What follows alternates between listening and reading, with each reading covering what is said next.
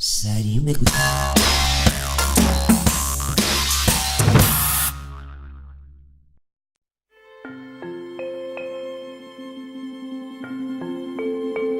deuna otsailero iristen da, eta berekin batera bere bezpera. Otsailak lauetan nolabait prestatuko ahotsak gure herri eta hirietako kaleetara atera. Eta hots eta lotsari aurre egiten diote.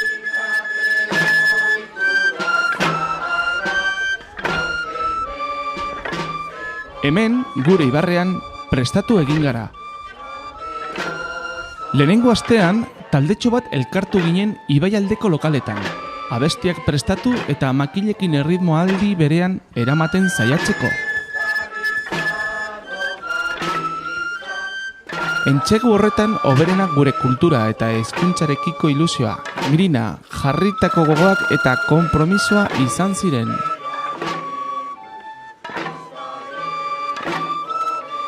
Entseguan bienako ahotsargiek, 3 tenorek eta 5 diboek utz egin ziguten. Beraz hobe, egunean bertako emaitza entzuten badugu. Otsailak laua, ageda deuna egunaren bezpera.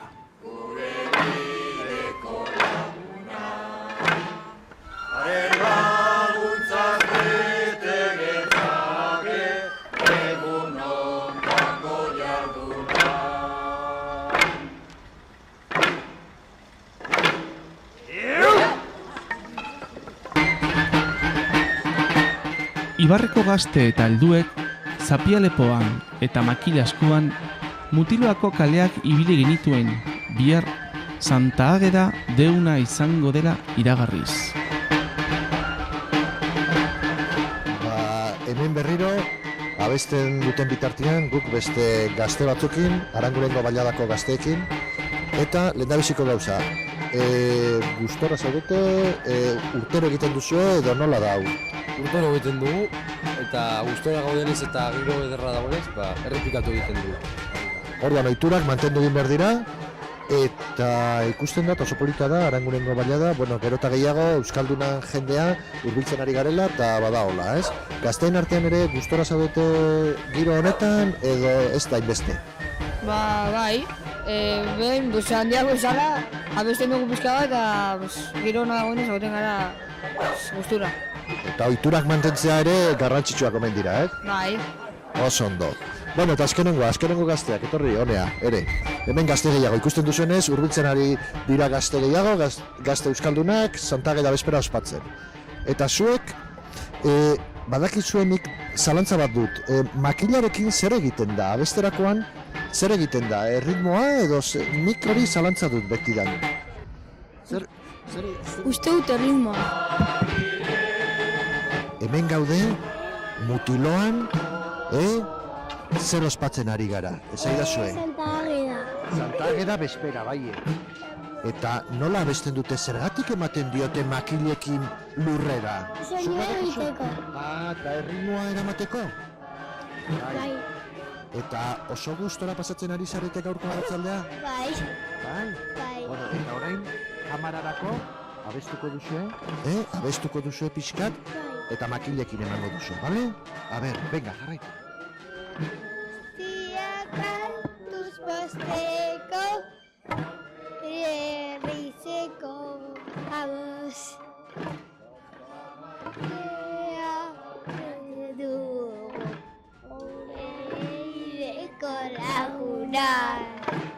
Algunos bete gentzake, egunon barko jarduna.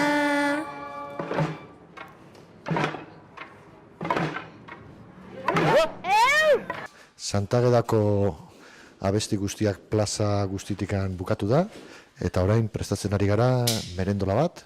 Arratsaldeon. Arratsaldeon. Hemen dugu Aranguren bailadako badakizue talde bat daola, Irulegi Euskara taldea, eta hemen dago, horietako arduradun bat, talde asko daude, baina berak arduratzen da, gauza askotaz, eta nola teatzen ari da gaurko, Santa Ageda egun polita egun. Ongi atera da, jende hauniz, elkartu gara, baina kristonotzak egiten zuenez, berehala bukatu dugu ibilbidea eta merienda prestatzera etorri gara. Bai. Hori da, eta hori da garrantzitsuena. Gutxienez, grabatu dugu, eta egon gara plaza batzutan abesten, eta zein da azkenengo helburua ekintza hauek egiten direnean? Euskara ezaguraztea eta bueno, Euskal Herriko tradizioa eta bueno, Eibarriko tradizioa ere. Oso ongi, eta gainera erantzuna polita jenderen artean, Bai. Aranguren bailadan badago euskaldun jendea, hori bultzatzen ari zarete, eta bueno, hori da, ez, gutxi gora bera. Bai, euskara bultzatzea, bueno, ongi egotea, ongi pasatzea eta orain ongi merendatzea. Bale, ba. Importantena. Orduan, usten zaitugu, Gonbidatuta zaudete bai. bale, mila esker, jango dugu gainera. Bueno, hemen dugu Olatz, teknikaria, euskara teknikaria, Aranguren bailadakoa, eta bea da pixkat Irulegi taldearekin hemengo ardura duena, gauza hau eta saltza guztietan antolatzen dituna. Nola atera da gaurko pixka? Ba, nik uste dut, jende asko hurbildu dela eta gustora egon garela hotza egin du, baina, fetxa hauetan gertatzen da askotan eta ongi. Egin ditugu abesti batzuk eta orain jatera. Guk guain olatzen hemen dugula pixkat euskarari buruz hitz egin nahi dugu, ja festa honeri buruz beste jende batzuk hitz egin dugu. Eta nola dago Aranguren bailadako euskararen aldeko laguntzak, badaki guain arazoa jasotzen dituzuela, Nafar gobernutik laguntzak endu dituztela, nola dago? Ni betikoa esango dut, jendeak badu borondatea, badu gogoa, baina, laguntzak ez dira asko, gero eta gutxiago dira, eta, udaletxeak beraldetik jartzen du alduena, azkenean oztopoak gainditzen laguntzea besterik ez da, baina hori egiten da udaletxetik eta ikusten duzu, gora doa, jendea gero eta gehiago da eta hori positiboa da. Hori da, eta gainera D-eredua lortu dugu hemen aurrera teatzera, ez eta kostata, hori ere ongi doa. Ja urten 3. urtea izango da eta poliki-poliki egonkortzen ari da, aurrak gustora daude, gurasoak ere bai, eta poliki-poliki hartzen hasi da gorputza, ez? Eta euskara mailaldetikan, nola ikusten duzu badakigu errealitatea dela, jende gutxi garela euskaldunok, baina niretzako eta uste dute Aranguren telebista idei horrekin gaude, guk egin nahi dugu telebista bat, normaltasunez, erderaz euskeraz egitera, nola ikusten duzu zuk hori, zer iruditzen zaizun, nola egin beharko genuke? Ez da galdera sakona,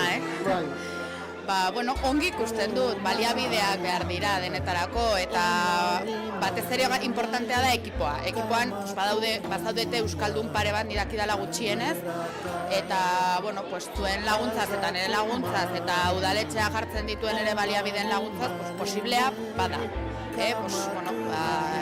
Ikusi beharko da nola egituratu eta gauza batzuk erdaraz eta subtituloekin, beste batzuk euskaraz eta alderantziz, hori ikusi beharko da poliki-poliki, baina aukerak badaude bai. Hoxe, badakizu saiatuko garela, olatzen laguntzarekin, euskaraz normalizatuz hitz famotu hori, normaltasunez, euskaraz, erderaz hitz egin, eta... Poliki-poliki eta gustora eta asko hitz egin, batez ere. Eskarrik asko Olatz, eta horrek arte. Ikusi duze, Olatz hemen hitz egin dugu, euskara teknikariarekin, beste egun batean gauza gehiago hitz egingo dugu. Eskarrik asko.